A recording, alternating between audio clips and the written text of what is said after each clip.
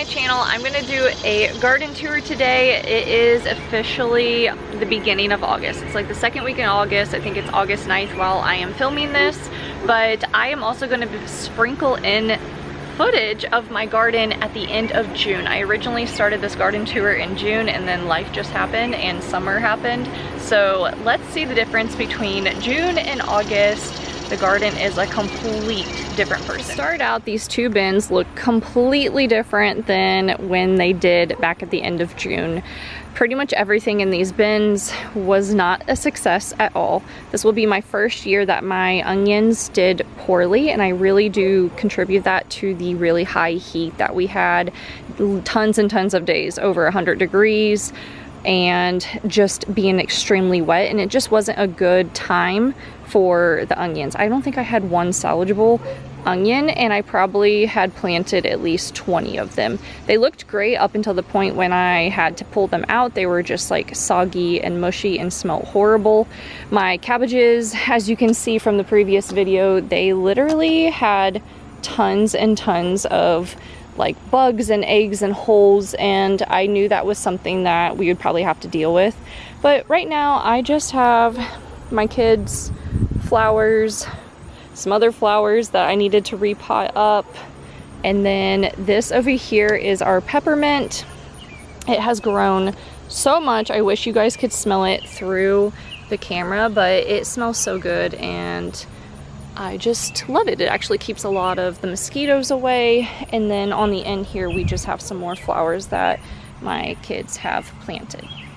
These are our San Marzano tomatoes. Now originally, when you look back to June time, there was 3 plants right here along with a whole bunch of marigolds. We did have some crazy weather this year, so things have easily been taken out. Things have also grown like crazy. This right here is one tomato plant. All these tomato plants, the San Marzanos, have literally taken out my tomato cages. Just recently I was able to get this one to stand back up, but they are producing like no other. I've done tomato paste and tomato sauce along with salsa, and we're still just swimming in tomatoes constantly. As you can see from the previous June clip, there is no more marigolds. Those literally got taken over and pretty much by the growth of these tomatoes. So this is the current state of mid-August, what the San Marzano patch looks like right now. Over here we have the oregano. It has grown so much. We've actually started to dry this out a little bit. We have a dehydrator and I really need to upgrade to a much bigger one, but this has been so good in our tomato sauce that we've made. Also, it has been amazing just to dehydrate and put in a jar and have on some of our dishes at home. This is probably one of my only little marigolds left, and it is looking pretty sad at this end of the year. And then our poblanos are starting to produce again. You can tell there is tons and tons of new growth here on the top with all the little flowers coming back in. And we actually have one right here. And I will say the poblanos are a much different shape and a lot smaller than the ones I get at the grocery store, but they taste amazing and they're actually quite spicier than the ones at the grocery store. If you come around this way, this is one of the 2 beefsteak tomato plants that we have. This one has been thinned out quite a bit. It's that time of the year where things just like tomatoes just start to get like a lot of dead growth and disease and whatnot, but we're living through it. It's happened almost every single year and they still produce amazing, still literally swimming in tomatoes, and they have done great even though they've had quite a bit of dead growth that I need to come in and snap off for the most part. Over here we have our leaning tower of sunflowers. A lot of them need to be deadheaded, but honestly the bees are loving these sunflowers this year. If you look real close, you can actually just see them whizzing all around. They are gorgeous. They're not quite as big as the ones I did last year. Last year I did the Goldie Bear, like huge big fluffy ones, and these are more of the sunset ones, but I'm telling you, the amount of bees that are just swarming around these right now, I don't know if you can see them or not, but it's a ton. And I love it because it really helps out the garden. Over on this bin, we have our paprika peppers. Now these are Hungarian paprika peppers. I live by these things. I think they're amazing. They are great to have. I actually had a big storm come through shortly at the beginning of June, and I had to stake up a lot of these. As you can see, they were starting to fall down because of the excessive rain and the heat, but these things will get bright red. Right now this one isn't the reddest it could be, but they actually, what's great about them is you can take them inside, they put them on the counter, they will ripen up to the bright red color that they need to be, and then if you leave them long enough, they will start to dehydrate on their own, which is great because I, once again, overestimated how many plants I should plant. Last year, I think I planted 6. Yeah, I believe I planted 6. This year, I couldn't even tell you. I'm gonna have to go in and count. But this whole bin, obviously, is all paprika plants.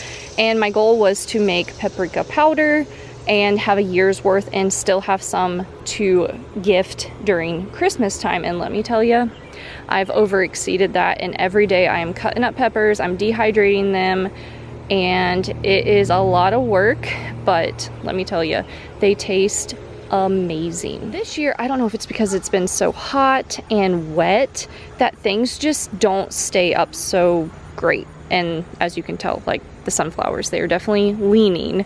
They were much upright and now they're kind of like coming out of the bin. Same for a lot of my pepper plants and tomatoes.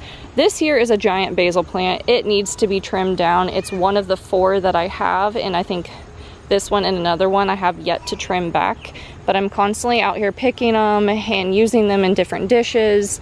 But over here, my neighbor let me borrow one of her lattices, and this is a jalapeno plant, and it's literally climbing and intertwining itself in this lattice, which is crazy because I didn't think jalapeno plants were supposed to climb and do things like that. There's not much other than a few bees, but there's not much like jalapenos on here right now. There's a couple coming in. We've really picked a lot of those. Over here we have the rest of the jalapenos. I mean, there is tons on here. Some of these probably can be picked because they're very ripe, but they could also stay on a little bit longer. But it goes all the way around. We have so many. I just made cowboy candy jalapenos not too long ago. This is my other basil plant that really needs to be trimmed, along with 2 more jalapeno plants. We have my other beefsteak tomato plant, which really needs some cleaning to do. If you do gardening, you know that there's always something to catch up on, always something to do, and this is just one of those things that I need to get a grasp on and come in here and clean this up. Here we have our bell pepper plants. These are, I think they're every color, like red, yellow, orange, but honestly, the way bell peppers work, they all start out green if you leave them on long enough, or they survive long enough because bugs tend to gravitate towards them and chew on them. Sometimes you will get actual colors to come out, and then other times they're just green. So I actually have quite a few on here right now.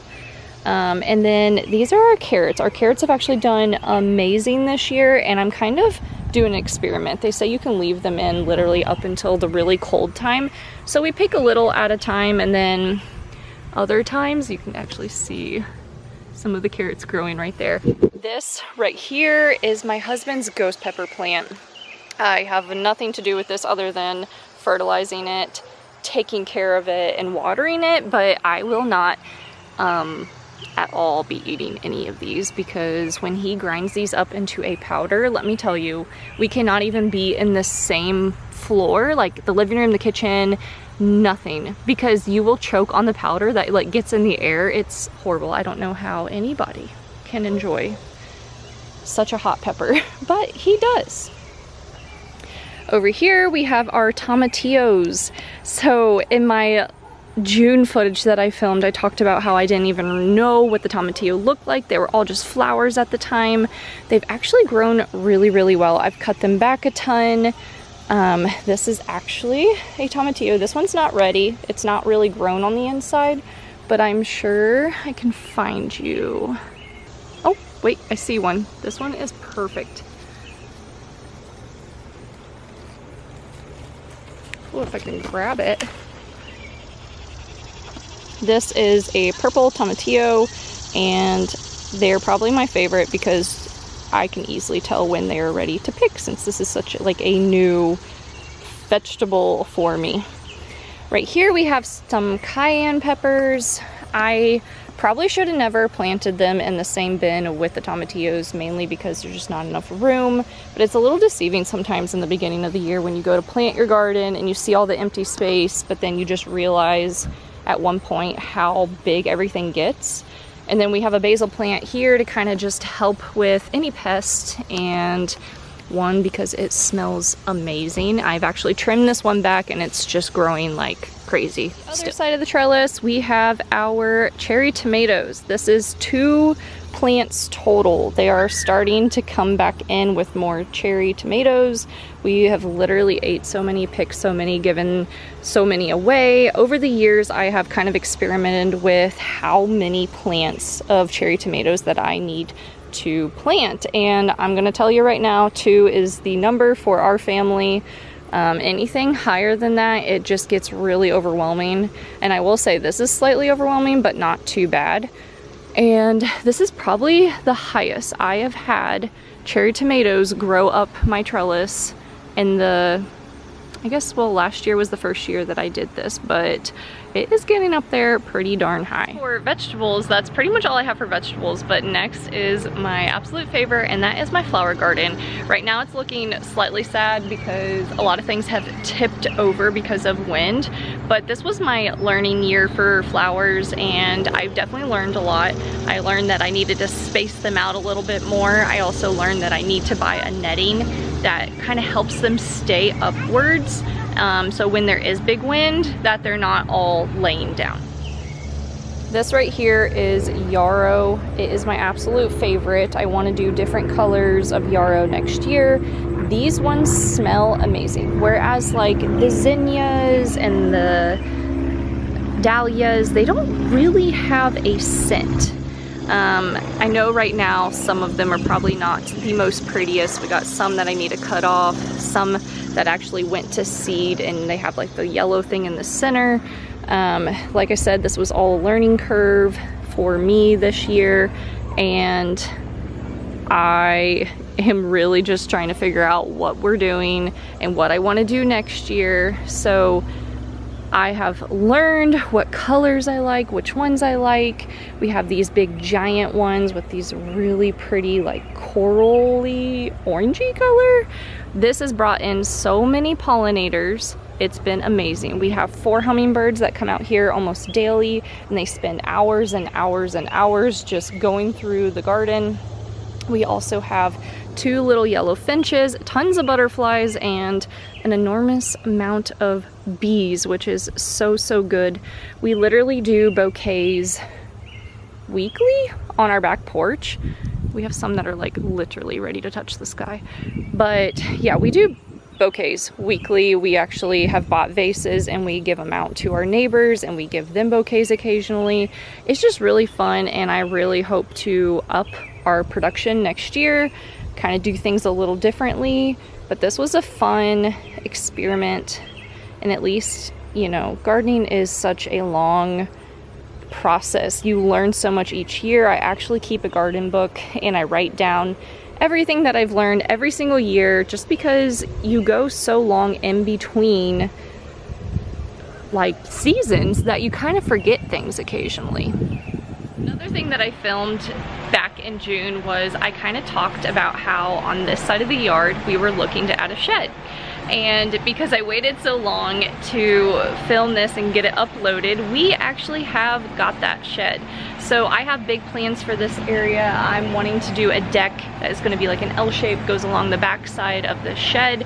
The swing set's gonna move over a little bit, and we're hoping next year to do maybe some pumpkins and more flowers on this side of the yard. It does go down at a slope, so I'm really kind of brainstorming and trying to think what we're gonna do. I have doors, it's hard to see, on this side over here where we can get our lawnmower in and out. We still have a lot of work to do. We literally have had it for less than a week, and I'm going to be building a workbench and shelves inside. But I just want it to be a really nice place where we can, you know, hang out and store things and just make life a little easier and do a little bit more of our gardening stuff. And I'm really excited to kind of share the progress with you guys, even if some of it is gonna have to take place next year.